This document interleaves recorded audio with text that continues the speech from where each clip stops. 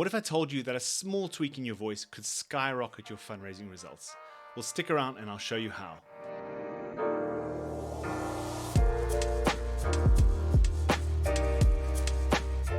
Hey everyone, welcome back. In this episode, I want to talk about an important topic for everyone looking to master the power of persuasion. So you've probably heard that communication is far more than just our words. It's also about our non-verbal language and also importantly, the tone of our voice. In today's video, I want to really focus in on just one specific aspect of tone. Now, we can break tone down into different parts. We can talk about the pitch of our voice, the volume that we speak at, the pace or speed. We can even talk about emphasis or cadence. But today we're going to be focusing on one specific aspect called inflection. Now, inflection, simply put, is the rise and fall of our voice as we speak. Inflection has incredible power to really impact the power of our words. Broadly speaking, there are three types of inflection. We have an upward inflection. This is when we end our sentence or our words on a higher note. We then have a neutral or a flat inflection, right? It sounds pretty steady and pretty monotone. And then we have a downward inflection, which is when we end on a lower note. Now, the meaning of your words can dramatically change depending on the inflection that you use. So an upward inflection, when you end on a higher note, this can make your words or sentences or statements sound much more uncertain, like they're a question. And that's why this is also sometimes called the question inflection. Neutral inflection, this sounds quite flat and steady. It can also make us sound quite bored or it's quite uninspiring. And then the downward inflection, when we end on a lower note, this generally gives a much firmer, more confident and certain feel to what we're saying. So for the purpose of this video, I'm just going to be talking about an upwards and a downwards inflection. The neutral inflection, which sounds really boring and dull, we probably all know, we shouldn't be doing that. It's not really a great way to inspire people to take action. I want to give you an example of the same sentence, just using these two different inflections, and I want you to listen out and see if you can feel that difference in the meaning of what I'm actually saying. I'm really confident that if you work on your tone, you'll see a real impact on your results. I'm really confident that if you work on your tone, you'll see a real impact on your results. So you could probably tell through those examples that using an upward inflection is quite unnatural for me, but I'm sure you could still notice the difference between those two sentences. Obviously, one sounds way less confident, less assured, less authoritative, and the other sounds way more trustworthy. If we're talking about fundraising, let's face it, people aren't planning to meet you. They aren't planning to speak to you, and they certainly aren't planning to give you money. And the very last thing that we want to convey with our words is boredom or uncertainty or doubt, right? Rather, we want to sort of infuse our language with as much confidence and certainty as we possibly can. Let me share a quick story with you to give you an example of the power of inflection. And there was a study done to test specifically the impact of using a downward inflection. So in the study, they took a top performing salesperson. He worked on the phones and they got him to do 100 calls with his typical, conversation, pitch and ask. And then they got him to do another 100 calls, and all they got him to change was one simple thing. They just got him to end with a upward inflection.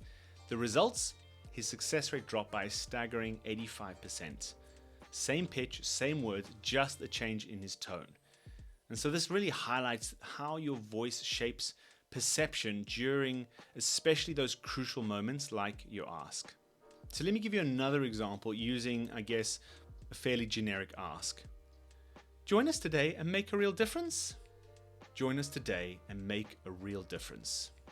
Did you hear that? The first sounded like a question. You can really feel the uncertainty and doubt. The second, however, conveys certainty, belief, and confidence. It reassures the donor and inspires them to say yes.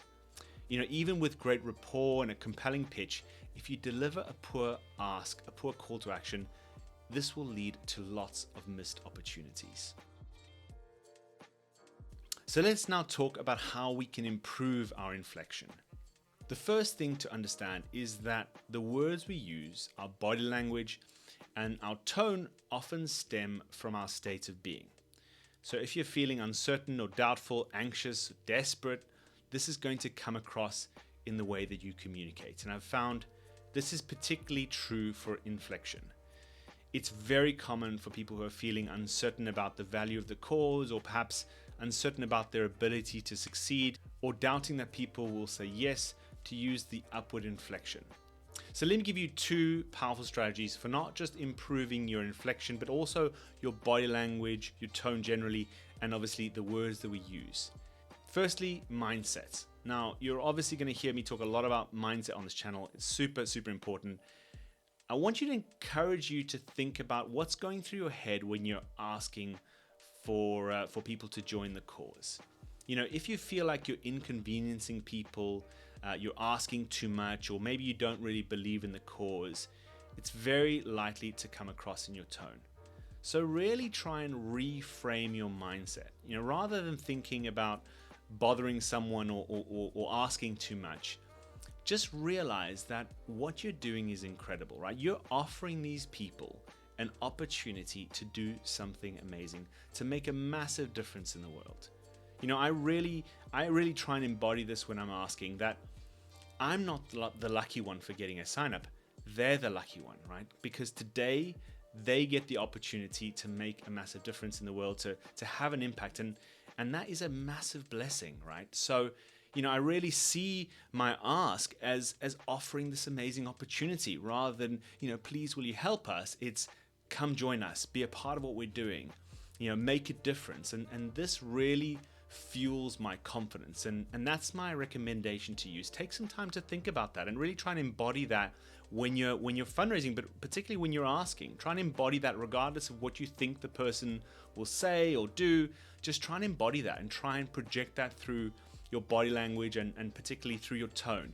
And I promise you, you'll see a massive, massive difference, and it just feels way better because it's the truth ultimately, right? All the other stuff is just the uncertainty we feel through maybe our experience for the day or for the week, or maybe we're new at fundraising and you know, we're not so confident in our ability. But if we can, embody the right mindset, it makes it way easier for us to display the right, you know, body language and tonal signals. The second strategy is no doubt one that you'll probably hear me saying over and over throughout a lot of my videos.